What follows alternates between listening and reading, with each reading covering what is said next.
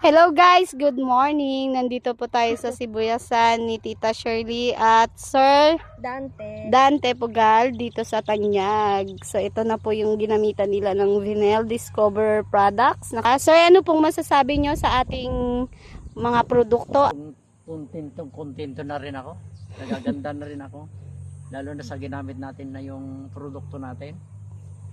Eh, ang abono ko dito, kakaunti pa rin. Sa konti rin nagamit na abono dito. Yun lang ginamit namin mga galing sa vinyl na product. Yan, ito po ang kanilang sibuyas. Malapit na pong anihin. At saka yung mga dahon niya, maganda pa. Ito po ay Super Pinoy. Red Pinoy man. Ayan. So ano pong masasabi nyo, Tita Shirley, sa ating mga magsasaka? Ang masasabi ko po sa ating magsasaka, kung meron tayong tsuri na sundin natin. Kasi partneran natin ng ating yung practice natin na successful tayo para lalong successful ang magiging outcome ng ating sibuyas. Ang galing. Kasi pag tayo sa kwan lamang, sabi natin tsuri tapos hindi naman natin ginagawa, sasabihin natin oo na ganito at mas magaling pa tayo doon sa nagtuturo. Ay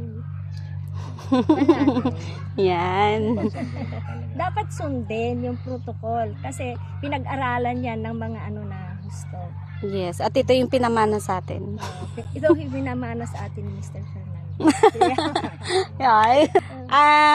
Itong area na to ay nasa Siguro ma'am 3,800 okay, let's say 4,000 square meter, tapos nasa 4 na sako lang ng fertilizer ang nagamit.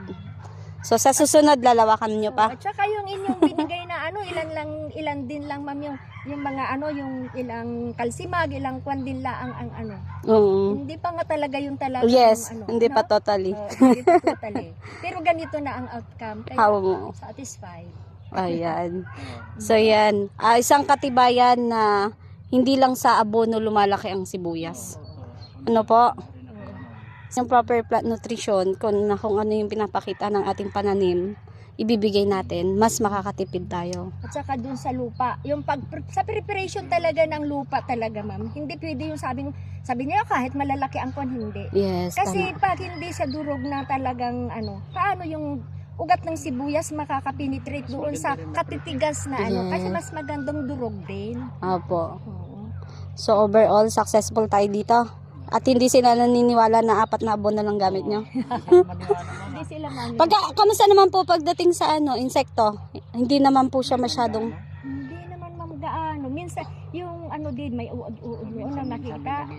Isprehan niya ng Brodan lang. Ayun. Brodan at saka kami yung nga yun? Panglanga ay pang parunong kwan. Pero fungicide, kamusta naman po? Bihira tayong gumamit. Bihira, isang beses lang na hindi wala pa nakukuha ng dahon niya, hindi pa nabubulog ang dahon niya sa kanyo. Opo, unti-unti po yung babagsak. Natuwa. Ayan, unti-unti na siyang bumabagsak yung Bumabagsak na siya. dahil magulang na siya. Kasi maano lang dito, hindi na namin ito na pagtitignan mo parang pare-pareho hanggang. Ayan, sulit ang ating pabalik-balik at ating pagsubaybay. Congratulations!